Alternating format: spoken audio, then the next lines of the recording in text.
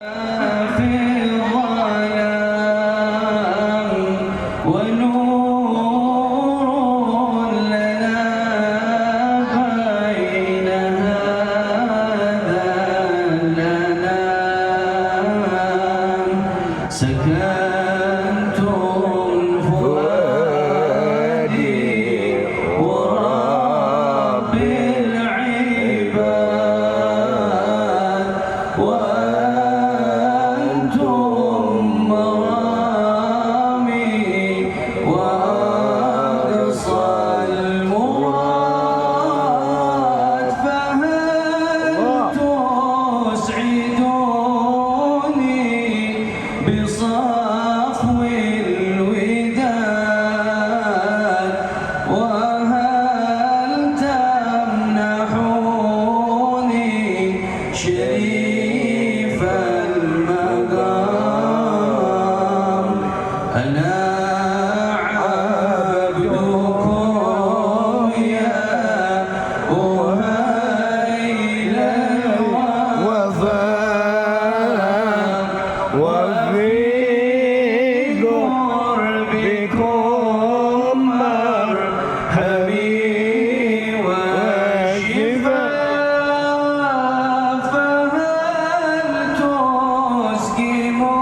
تسقموني بطول الجفاء ومنوا بوصل ولو في المنام أموت وأحيا على حبكم وذلي لديكم وعزي بكم وراحت روحي رجاء قربكم وعزمي وقصدي إليكم دوام فلا عشت إن كان قلبي سكن إلى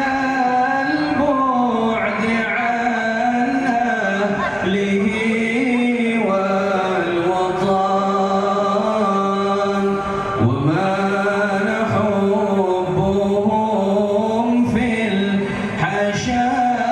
قد قطن وخمر مني جميع العظام إذا مر بالقلب ذكر الحبيب وواد العقيق وذاك الكثيب يميل كمائل القضيب الرطيب ويهتز من شوقه والغرام أموت وما زرت ذاك الفناء وتلك الخيامة وفيها المدى ولما أدنو يوما مع من دنا للآثم المحيا وشرب المدام لئن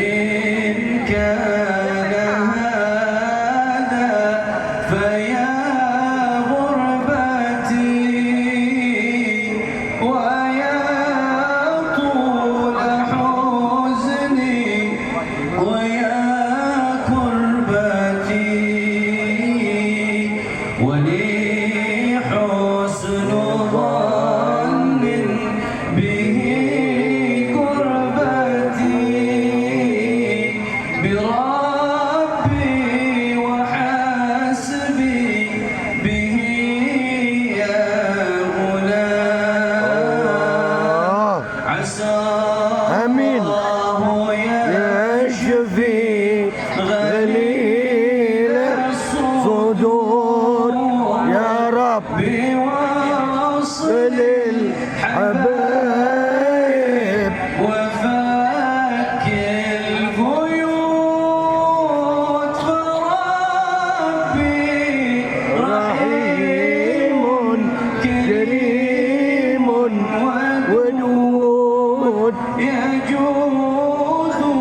على من يشاء بالمرام. اللهم صل وسلم وبارك عليه وعلى اله وصحبه.